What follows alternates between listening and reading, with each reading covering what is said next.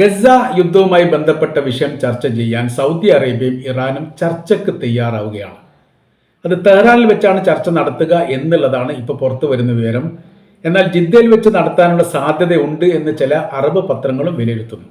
നിലവിൽ സങ്കീർണമായിരിക്കുന്ന ഒരു സാഹചര്യവും അന്താരാഷ്ട്ര നിയമങ്ങളെല്ലാം കാറ്റിൽ പറത്തിക്കൊണ്ട് കൂട്ടക്കൊല ഗസയിൽ നടത്തുന്നതോടനുബന്ധിച്ച് മൗനം പാലിക്കുന്നത് ഉചിതമല്ലെന്നും ഇനി എന്ത് മാറ്റമാണ് വരുത്താനുള്ളത് എന്നതിനെക്കുറിച്ചും അതോടൊപ്പം തന്നെ യുദ്ധവിരാമം അല്ലെങ്കിൽ യുദ്ധമില്ലാത്ത ഒരു ഗസയെ സൃഷ്ടിക്കാൻ വേണ്ടി ഏത് തരത്തിൽ നീങ്ങാൻ പറ്റും എന്നതൊക്കെ ഈ വിഷയവുമായിട്ട് ബന്ധപ്പെട്ട് വലിയ ചർച്ചയ്ക്ക് വരാനുള്ള സാധ്യതയുണ്ട്. സൗദി അറേബ്യയുടെ പ്രതിരോധ മന്ത്രി കഴിഞ്ഞ മാസം ഇറാൻ സന്ദർശിച്ചിരുന്നു. ആ ഇറാൻ സന്ദർശിച്ചതുമായിട്ട് 2 സന്ദേശങ്ങൾ അവിടെ കൈമാറ്റം ചെയ്യപ്പെട്ടിട്ടുണ്ട്. അതിലൊന്ന്, ഇറാനെ ആക്രമിക്കാൻ വേണ്ടിയിട്ട് ഇസ്രായേൽ തയ്യാറെടുക്കുന്നു എന്നുള്ള ഒരു നിർദ്ദേശം അവർക്ക് കിട്ടിയത് ആ ആശയം കൈമാറി. ആ ആശയം കൈമാറിയുമായിട്ട് ബന്ധപ്പെട്ട് ഇറാൻ വളരെ കൃത്യമായ രീതിയിൽ അത് മറുപടി നൽകിയിട്ടുണ്ട്. തങ്ങളത് പ്രതീക്ഷിക്കുന്നതാണ്. പക്ഷേ വളരെ പെട്ടെന്ന് ഇസ്രായേൽ ആക്രമിച്ചുകൊണ്ട് അവർക്ക് സ്വസ്ഥമായ രീതിയിൽ ഇരിക്കാനൊന്നും പറ്റില്ല. അതിൻ്റെ എല്ലാവിധ പ്രതിരോധ സംവിധാനവും ഞങ്ങളുടെ കൈവശത്തിലുണ്ട്. നിങ്ങൾ നൽകിയിരിക്കുന്ന ഉപദേശത്തിന് അല്ലെങ്കിൽ മുന്നറിയിപ്പിന് ഇറാൻ നന്ദി പറയുന്നു എന്നുള്ള ഒരു മറുപടി ഇറാൻ സൗദിക്ക് നൽകി. അതോടൊപ്പം സൗദി മറ്റൊരു ഒരു സഹായം കൂടി, അതല്ലെങ്കിൽ മറ്റൊരു നിർദ്ദേശം കൂടി മുന്നോട്ട് വെച്ചിട്ടുണ്ട് എന്നുള്ളതാണ്. അത് വലിയ പ്രാധാന്യത്തോടു കൂടി പത്രത്തിലൊന്നും റിപ്പോർട്ട് ചെയ്തിട്ടില്ല. കാരണം 2 രാജ്യവും അതിൻ്റെ ബന്ധപ്പെട്ടവർ അംഗീകരിച്ചിട്ടില്ല എന്നുള്ളതാണ്. അമേരിക്കയുമായിട്ട് ഇപ്പോൾ ഉടഞ്ഞു നിൽക്കുന്ന അല്ലെങ്കിൽ കുറച്ചെങ്കിലും അകലം പാലിച്ചു നിൽക്കുന്ന രാജ്യമാണ് സൗദി അറേബ്യ. പബ്ലിക്കിൽ ഏത് തരത്തിലുണ്ടെങ്കിലും വലിയ സ്വീകരണം നൽകിയിട്ടുണ്ടെങ്കിലും സാമ്പത്തികപരവും വ്യവസായപരമായിരിക്കുന്ന ഒരു കരാർ പത്രങ്ങളൊക്കെ ട്രംപുമായിട്ട് ഉണ്ടാക്കിയിട്ടുണ്ടെങ്കിൽ പോലും ആ രാജ്യവുമായിട്ടുള്ള അകൽച്ച ഏറെക്കുറെ ഇപ്പോഴും നടന്നു വരുന്നതാണ്. ഓരോ ദിവസം കഴിഞ്ഞതിന് അകന്നുകൊണ്ടിരിക്കുകയാണ്. അപ്പോൾ സൗദി അറേബ്യയെ സംബന്ധിച്ചിടത്തോളം അല്ലെങ്കിൽ ഇറാനെ അവർ പരാമർശിച്ചുകൊണ്ട് പറയുന്നു, ഇറാൻ എന്തുകൊണ്ട് ലോകം പേടിക്കുന്നു, അല്ലെങ്കിൽ അമേരിക്ക ഭയപ്പെടുന്നു, അല്ലെങ്കിൽ ഇസ്രായേൽ ഭയപ്പെടുന്നു എന്ന് ചോദിച്ചാൽ അവരുടെ കയ്യിൽ ആണവായുധമുണ്ട് എന്ന് ലോകത്തിന് അറിയാവുന്നതാണ്. മാത്രവുമല്ല IAEAയുടെ റിപ്പോർട്ട് പ്രകാരം അവർ പറയുന്നു, നമ്മൾ കാണുകയും മനസ്സിലാക്കുകയും ചെയ്യാത്ത 4-ലധികം ആണവായുധ ശേഖരങ്ങളോ അതിൻ്റെ സംവിധാനങ്ങളോ രഹസ്യ അറകളിൽ ഇറാൻ സൂക്ഷിക്കുന്നു. അത് എവിടെയെന്ന് ആർക്കും അറിയില്ല. അപ്പോൾ ഇങ്ങനത്തെ കുറേ മനസ്സിലാകാത്ത രീതിയിലുള്ള കുറേ വിഷയങ്ങളും അതേപോലെ തന്നെ ആയുധ ശേഖരത്തിൻ്റെ വലിയൊരു കൂമ്പാരവും ഇറാനെ സംബന്ധിച്ചിടത്തോളം അവരുടെ കൈവശത്തിലുണ്ട് എന്നുള്ളത് കൃത്യമാണ്. എങ്ങനെയാണ് ആണവായുധത്തിൻ്റെ ആശയവും അതുമായിട്ട് ബന്ധപ്പെട്ട രഹസ്യമായിരിക്കുന്ന ഈ കാര്യങ്ങളെല്ലാം ഇറാന് കിട്ടിയത് എന്ന ചോദ്യത്തിന് അത് റഷ്യയുമായിട്ടുള്ള ബന്ധത്തോടനുബന്ധിച്ചാണ് കിട്ടിയത് എന്നറിയാവുന്നതാണ്. ഈ സൗദി അറേബ്യ ഈ കാര്യമാണ് ഇറാനുമായിട്ട് ചർച്ച ചെയ്തത് അല്ലെ സംസാരിച്ചതെന്ന് പറയുന്നു. അതിൽ ഒന്ന് പറയുന്ന കാര്യം, പല ഘട്ടങ്ങളിലും തങ്ങൾ ആണവായുധ രാജ്യമാകാൻ വേണ്ടി ശ്രമം നടത്തിയിട്ടുണ്ട്. അത് മിഡിൽ ഈസ്റ്റിലെ മൊത്തത്തിലുള്ള ആവശ്യമാണ്. മിഡിൽ ഈസ്റ്റിൽ ഏക ആണവായുധമുള്ള രാജ്യം എന്ന് പറയുന്നത് ഇസ്രായേലാണ്. അപ്പോൾ ഇസ്രായേൽ എപ്പോഴും ഈ അറബ് രാജ്യങ്ങളുമായിട്ട് നല്ല ബന്ധം ആഗ്രഹിക്കുന്നുണ്ടെങ്കിൽ പോലും അവർ ശത്രുപക്ഷത്ത് തന്നെയാണ്. ആ പക്ഷത്ത് നിന്നുകൊണ്ട് തന്നെയാണ് അവരുമായിട്ട് ഞങ്ങളൊക്കെ സംസാരിക്കാറുള്ളത്. എന്നാൽ ആണവായുധം ഇല്ലാത്തത് കൊണ്ട് അവരുടെ ആക്രമണവുമായിട്ട് ബന്ധപ്പെട്ട വിഷയത്തിലൊക്കെ ഞങ്ങൾക്ക് ഒരു ഭയപ്പാടുണ്ട്, അല്ലെങ്കിൽ ആ കാര്യത്തിൽ ഞങ്ങൾക്കൊരു പ്രയാസമുണ്ട്. അതില്ലാതാക്കണമെങ്കിൽ എന്താവണം, ആണവായുധ രാജ്യമായിട്ട് ഞങ്ങളും മാറണം. അത് സമാധാന ആവശ്യത്തിന് വേണ്ടി ഉപയോഗിക്കുന്ന ആണവായുധത്തിന് അനുമതി നൽകണമെന്ന് ആവശ്യപ്പെട്ടുകൊണ്ട് UN സഭയിലും ഈ സൗദി അറേബ്യ മിഡിൽ ഈസ്റ്റിന് വേണ്ടിയിട്ട് പ്രമേയം അവതരിപ്പിച്ചു. ആ പ്രമേയം അമേരിക്ക തള്ളി. അമേരിക്കയുടെ പ്രസിഡന്റുമാർ കഴിഞ്ഞ 4 അതായത് ജോർജ് ബുഷ് ഭരിക്കുന്ന കാലത്ത് തന്നെ സീനിയർ ജോർജ് ബുഷും ജൂനിയർ ജോർജ് ബുഷും അതിനുശേഷം വന്ന ആളുകളും കഴിഞ്ഞ പ്രാവശ്യത്തെ ബൈഡനും ഇപ്പോഴത്തെ ട്രംപും മുൻപ് ഭരിച്ച സമയത്തെല്ലാം സൗദി അറേബ്യ മുന്നോട്ട് വെച്ചിരിക്കുന്നത് ആണവായുധ രാജ്യമാകാൻ വേണ്ടി സഹായിക്കണം എന്നുള്ളതാണ്. പക്ഷേ അവർ അത് നിരാകരിച്ചു. അതിൻ്റെ ആവശ്യമില്ല എന്നുള്ളത് മാത്രമല്ല, സൗദി അറേബ്യ പോലെയുള്ള മിഡിൽ ഈസ്റ്റ് രാജ്യങ്ങളിൽ അത്തരമൊരു ആക്രമണ രീതിയോ കാര്യങ്ങളോ ഉണ്ടാവുകയാണെങ്കിൽ പ്രതിരോധിക്കാൻ ഞങ്ങളുണ്ടല്ലോ. പിന്നെന്താ വിഷയം, കുവൈത്ത് ഇറാഖ് യുദ്ധവുമായിട്ട് ബന്ധപ്പെട്ട് ഞങ്ങൾ കുവൈത്തിനെ രക്ഷപ്പെടുത്തുകയും ഇറാഖിനെ അവിടുന്ന് ഓടിപ്പിക്കുകയും ചെയ്ത് നിങ്ങൾക്ക് അറിയില്ലേ എന്നുള്ളത്. അപ്പോൾ അവിടെ വിഷയം വരുന്നത് ഈ സൗദി അറേബ്യയുടെ അകത്ത് അല്ലെങ്കിൽ മറ്റ് അറബ് രാജ്യങ്ങളുടെ അകത്തൊക്കെ വരുന്ന ചർച്ച ഈ ആക്രമിക്കുന്നത് അമേരിക്ക തന്നെയാണെങ്കിൽ ആര് പ്രതിരോധിക്കും എന്നുള്ളതാണ്. അതും കൂടി നമ്മൾ ആലോചിക്കേണ്ട വിഷയമുണ്ടല്ലോ.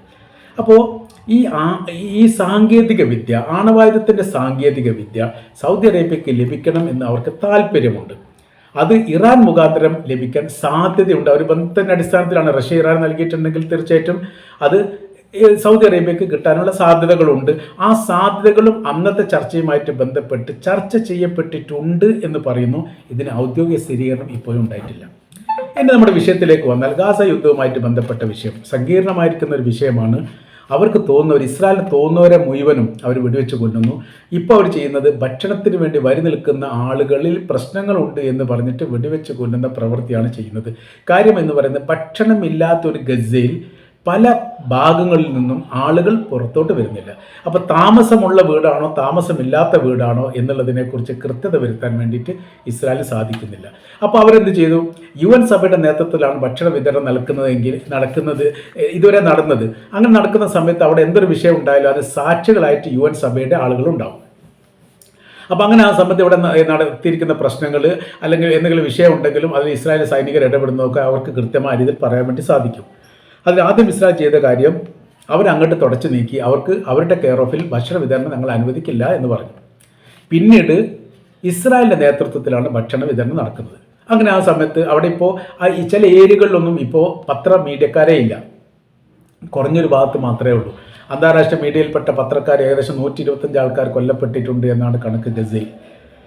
അപ്പോൾ അതിനേക്കാൾ കൂടുതൽ ഉണ്ടാവാൻ സാധ്യതയുണ്ട് എന്ന് പറഞ്ഞു. അൽ ജസീറ ആണ് കൂടുതൽ അവർ ഫോക്കസ് ചെയ്തത്. അൽ ജസീറ ഇസ്രായേൽ അടിച്ചുപൂട്ടി അവർ ഗസയിലേക്ക് അവരുടെ റിപ്പോർട്ട് കാര്യങ്ങളൊക്കെ മാറ്റി അവിടെ ഒരു സ്ഫോടനം നടത്തിയിട്ട് ഏകദേശം ഒരു അൽ ജസീറയുടെ റിപ്പോർട്ടറുടെ കുടുംബവും പേരക്കുട്ടികളും അടക്കം 9 പേരാണ് ഒരു സ്ഫോടനത്തിൽ കൊല്ലപ്പെട്ടത്.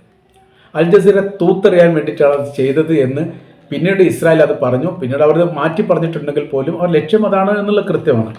ഇപ്പോഴത്തെ നിലവിലെ സാഹചര്യം, ഒരു കണിശമായിരിക്കുന്ന ചില പ്രയോഗങ്ങൾ അവിടെ വരുന്നുണ്ട്. അത് പറയുന്നത്, ബലിപെരുന്നാളിന് അറബ് രാജ്യങ്ങളിൽ അറക്കപ്പെട്ട അല്ലെങ്കിൽ ബലിമാംസത്തേക്കാൾ കൂടുതൽ മാംസം അല്ലെങ്കിൽ മനുഷ്യമാംസം ഗസയിൽ ചെതറിത്തെറിച്ചിട്ടുണ്ട് എന്നുള്ളതാണ്. അതൊരു പ്രയോഗത്തിൻ്റെ ഭാഗമാണ്. അപ്പോൾ മൊത്തത്തിൽ അതിൻ്റെ അർത്ഥം വ്യാഖ്യാനിക്കുന്നത് എന്നിട്ടും നിങ്ങൾ മിണ്ടുന്നില്ല എന്നുള്ളതാണ്. അപ്പോൾ ബലിമാംസം നമുക്കറിയാം, സൗദി അറേബ്യയെ സംബന്ധിച്ചിടത്തോളം അവിടെ അറക്കപ്പെടുന്നതിൻ്റെ എണ്ണത്തിൻ്റെ കണക്ക് കൃത്യമായി പറയാൻ വേണ്ടി പറ്റില്ല. പ്രത്യേകിച്ച് ഹജ്ജ് സമയത്താക്കാവുന്ന സമയത്ത് ഈ പോകുന്ന ഹാജിമാരൊക്കെ ഇതിന് വേണ്ടിയിട്ട് വലിയ കർമ്മത്തിന് വേണ്ടിയിട്ട് പണം കിട്ടുന്നു, ബലി അറക്കുന്നു. ആ ബലിമാംസങ്ങളെല്ലാം മറ്റുള്ള രാജ്യത്തിലേക്ക് കയറ്റി പോകുന്നു. അങ്ങനെയാണ് സാധാരണ അവിടെ ഉണ്ടാവാറുള്ളത്. അങ്ങനെ മൊത്തത്തിൽ അറബ് രാജ്യങ്ങൾ നിങ്ങൾ നോക്കൂ എത്ര ഉണ്ട് എന്നുള്ളത്. 60,000-ത്തിലധികം ഫലസ്തീനികൾ അവിടെ കൊല്ലപ്പെട്ടിട്ടുണ്ട്. അവരിൽ നല്ലൊരു ശതമാനം അവരുടെ ദേഹത്തിലെ മാംസങ്ങൾ ചിതറിത്തെറിച്ചതാണ്. അങ്ങനെയൊക്കെ പോകുന്ന അതിൻ്റെ വ്യാഖ്യാനങ്ങൾ മാത്രമല്ല, ഒരുപാട് ആളുകൾ ബിൽഡിങ്ങിൻ്റെ ഉള്ളിൽ കുടുങ്ങിയവരും അവരുടെ മൃതദേഹം കിട്ടാത്തതുമായിട്ട് ബന്ധപ്പെട്ട കുറേ വിഷയങ്ങൾ വേറെയും. എന്നിട്ടും നമ്മൾ എന്തുകൊണ്ട് സംസാരിക്കുന്നില്ല, അഭിപ്രായങ്ങൾ പറയുന്നില്ല, പ്രതിരോധിക്കുന്നില്ല, അവരെക്കുറിച്ച് ഇന്ന കാര്യങ്ങൾ ചെയ്യണം എന്നൊരു നിലപാടിലേക്ക് എത്തുന്നില്ല എന്നൊരു ചോദ്യം ഇറാന് മുമ്പേ ഉണ്ടായിരുന്നു. അത് ഇറാഖും കുവൈറ്റും യുദ്ധവുമായിട്ട് ബന്ധപ്പെട്ട വിഷയത്തിൽ ഏകോപനത്തോടു കൂടി ഇറാഖിനെതിരെ നിലപാടെടുക്കാൻ വേണ്ടിയിട്ട് ഒരു ഏകോപനം ഉണ്ടാക്കിയിട്ട് തീരുമാനമെടുത്ത അറബ് രാജ്യങ്ങൾ പലസ്തീൻ ഇസ്രായേൽ യുദ്ധവുമായിട്ട് ബന്ധപ്പെട്ട വിഷയത്തിൽ ഗസയ്ക്ക് അനുകൂലമായി ഇസ്രായേലിനെതിരെ ഒരു നിലപാടെടുക്കാൻ സാധിക്കാത്തതിൻ്റെ പ്രയാസം ഇറാൻ പല ഘട്ടത്തിലും പ്രകടിപ്പിച്ചിട്ടുണ്ട്. നിങ്ങൾക്ക് നേരെയും അവർ വരുമെന്ന് മുൻ ഇറാൻ്റെ പ്രസിഡന്റ് പറഞ്ഞത് വലിയ രീതിയിൽ ചർച്ച ചെയ്യപ്പെട്ടതാണ്. നിങ്ങൾ കരുതണ്ട, ഇസ്രായേലിൻ്റെ ഈ ഗസയുടെ അതിർത്തിയുമായിട്ട് ബന്ധപ്പെടുന്ന പ്രദേശത്ത് മാത്രമാണ് വിഷയങ്ങളും പ്രശ്നങ്ങളും ഉണ്ടാകുന്നത് എന്ന്. അതിനപ്പുറം ഓരോരോ രാജ്യത്തെയും കേന്ദ്രീകരിച്ചു കൊണ്ട് തന്നെ ഇസ്രായേൽ വരും. അവർക്ക് വിശാലമായിരിക്കുന്ന ഇസ്രായേൽ സാമ്രാജ്യം സൃഷ്ടിക്കുന്നതിൽ സൗദി അറേബ്യയുടെ ഭൂപ്രദേശം പോലും ഉണ്ട് എന്ന് പറയപ്പെട്ടിട്ടുണ്ട്. അങ്ങനെ വലിയ സങ്കീർണമായിരിക്കുന്ന വിഷയങ്ങൾ നിലനിൽക്കുന്നു. ഭക്ഷണം കൊടുക്കുന്നില്ല, വെള്ളം കൊടുക്കുന്നില്ല, മരുന്ന് കൊടുക്കുന്നില്ല. ഇതൊന്നും കിട്ടാത്ത രീതിയിൽ ഒരുപാട് പാലസ്തീനികൾ ദിവസം അവിടെ മരണപ്പെടുന്നു. ഭക്ഷണത്തിന് വേണ്ടി വരി നിൽക്കുന്നവർക്ക് നേരെ വെടിവെപ്പുണ്ടാകുന്നു. അവർക്ക് ഉദ്ദേശിക്കുന്ന ആളുകളെ അവർ കൊലപ്പെടുത്തുന്നു. അങ്ങനത്തെ ക്രൂരമായിരിക്കുന്ന ഒരു പ്രവർത്തനങ്ങൾ ഈ മേഖലയിൽ ഇത്രയും കണിശമായ രീതിയിൽ അല്ലെങ്കിൽ ഇത്രയും കാഠിന്യത്തോടു കൂടി നടത്തപ്പെടുന്നത് ഈ അടുത്ത കാലത്തൊന്നും ഉണ്ടായിട്ടില്ല.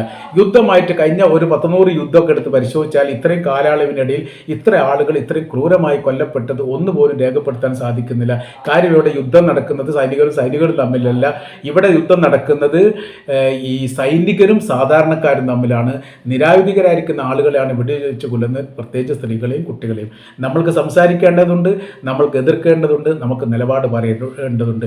ഏകോപനത്തോടു കൂടി ഒരു തീരുമാനങ്ങളും നിലപാടും എടുക്കാൻ വേണ്ടി അറബ് ലോകങ്ങളും അറബ് രാജ്യങ്ങളും ഒന്നിച്ചു നിൽക്കണം എന്നുള്ളൊരു അഭിപ്രായം ഇറാനുണ്ട്. ഈ കാര്യങ്ങൾ ഇറാനും സൗദിയും തമ്മിലുള്ള ചർച്ചയ്ക്കിടെ സംസാരിക്കുമെന്നുള്ളതും ഇവർ തമ്മിൽ ഒരു ഏകോപനത്തിലെത്താനുള്ള സാധ്യത ഉണ്ട് എന്നുള്ളതും വലിയ രീതിയിലുള്ള സമ്മർദ്ദം അമേരിക്കക്ക് നേരെ ചെലുത്തുക എന്നുള്ളതാണ് ഇറാൻ സൗദി അറേബ്യ കൂട്ടുപിടിക്കുന്നതുകൊണ്ട് ലക്ഷ്യമാക്കുന്നത്. ഇറാനെ സംബന്ധിച്ചിടത്തോളം ആയുധപരമായും ഭീഷണിപരമായ രീതിയിലൊക്കെ ഇസ്രായേലിനെ പ്രതിരോധിക്കാൻ വേണ്ടി പ്രതിരോധിക്കുന്നുണ്ട്. അമേരിക്കയുമായിട്ട് ബന്ധപ്പെടുന്നത് ഏറ്റവും കൂടുതൽ സൗദി അറേബ്യയാണ് നല്ലത്. അവർക്ക് സമ്മർദ്ദത്തിലാക്കാൻ വേണ്ടി സാധിക്കും. സാമ്പത്തിക രംഗത്തും വ്യവസായ രംഗത്തും കയറ്റുമതി രംഗത്തൊക്കെ വലിയ രീതിയിലുള്ള സ്വാധീനം ഉണ്ടാക്കാൻ സാധിക്കുന്ന രാജ്യം സൗദി അറേബ്യയാണ് എന്നതിനാൽ ഇറാനും സൗദിയും ഒന്നിക്കുന്ന സമയത്ത് ഏറെക്കുറെ ഗസയിൽ ഏതെങ്കിലും തരത്തിലൊരു മാറ്റം ഉണ്ടാവാൻ സാധിക്കും എന്നുള്ളതാണ് രാഷ്ട്രീയ നിരീക്ഷകർ വിലയിരുത്തുന്നത്.